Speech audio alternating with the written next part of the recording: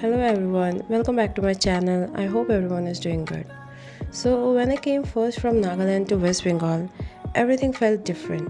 New culture, new habit, new language, and honestly, शुरुआत में थोड़ा सा cultural shock भी लगा. Back home, I grew up eating really spicy food. वो extra तीखा, वो झाल मेरी आदत थी. You know, नागा मिर्ची and all the stuff.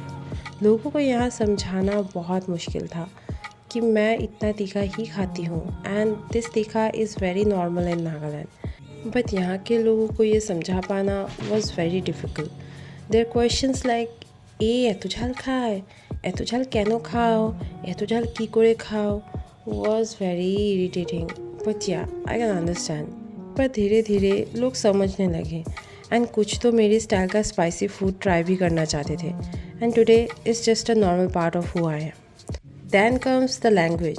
Language was another big part of my journey. मेरा एक्सेंट और मेरा तरीका बहुत डिफरेंट था यहाँ के लोगों से. कुछ लोग मजाक बनाते थे but at the same time कई लोग ऐसे भी थे जो एक्चुअली एडमायर करते थे the way I spoke. They loved listening to me speak in my own language and in Bangla with that north east accent. और उनका वो प्यार मुझे एक नई कॉन्फिडेंस देता था. पर अब मैं थोड़ा बहुत बांग्ला बोल लेती हूँ. बहुत अच्छे से नहीं बट पहले से बेहतर. और वो नॉर्थ ईस्ट एक्सेंट वो तो हमेशा रहेगा क्योंकि मैंने 23 ईयर्स अपने स्पेंड किए हैं नागालैंड में तो वो तो इतनी जल्दी नहीं जाएगा. सो अब बात करते हैं पहनावे की. Here, not only women but girls also enjoy wearing sari a lot, wearing those heavy chunky gold jewelries and all. But back then in Nagaland मैंने शायद ही कभी साड़ी पहनी होगी. And talking about gold I always see it as an investment. मुझे gold jewelleries पहनने का कोई शौक़ नहीं है और मुझे पसंद भी नहीं है. मुझे छोटी हल्की चेन्स एंड स्टड्स वही सब पसंद है. और ये सब मेरी मदर इन लॉ ने खुद नोट कर लिया कि मैं कंफर्टेबल नहीं हूँ and she immediately told my husband bring her kurtis and pyjama जो उसे पसंद हो. And that small gesture literally meant the world to me because that's when I realise they were not trying to change me. वो मुझे accept कर रहे थे जैसे मैं हूँ.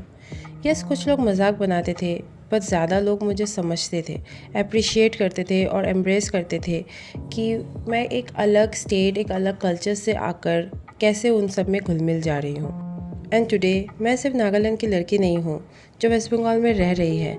I am someone who carries both cultures proudly in my heart. और धीरे धीरे यह जगह घर जैसी लगने लगी है. I feel a sense of belonging. Because growing is not about changing who we are, it's about adding more colors to who we can become. So guys, thank you for listening to my journey. अगर आपको मेरी story पसंद आई हो then do subscribe and join this little family of mine. Take care.